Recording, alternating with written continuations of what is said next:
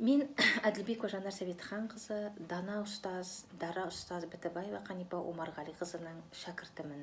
Бүгінде Нұрсұлтан қаласы 72-ші мектеп лицейінде қазақ тілі мен әдебиеті пәні мұғалімімін. Ұстаз алдынан білім алып қана қоймай, 20 жыл әріптес болдым. Ұстаз туралы естеліктер айтатын болсақ, бір кітап арнауға болады. Ханапамыздың есімі аталғанда, ең бірінші ойыма түсетіні ұстаздың тілге, әдебиетке деген жанашырлығы.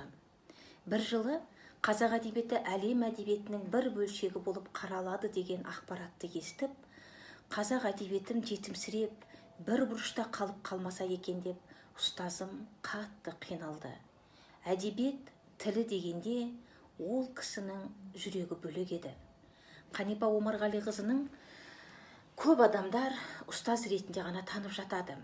Ал ол кісі ел тыныштығын ойлағанда жар құлағы жастыққа тимеуші еді. 2011 жылы Жаңаөзен оқиғасынан кейін ел тыныштығы бұзылмаса екен деп, Егемен Қазақстан газетіне мақала жазған кездері де болды. Үшінші бір айта кеткім келетіні Қанипа Омарғалиқызының ұстаздық мамандыққа деген адалдығы.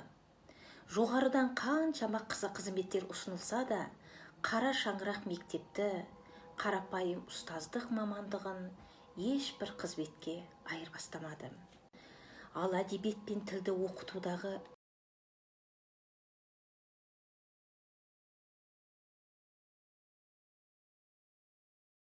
деп ойлаймын. Бүгінде ұстаз мәртебесі туралы заң қабылданған шақта Бітібаева Қанипа Омарғалиқызының 45 жылдық баға жетпес ұстаздық еңбегі ескеріліп, Өскемен қаласының бір көшесі сол кісінің атымен аталса деген шәкірттердің тілегі бар.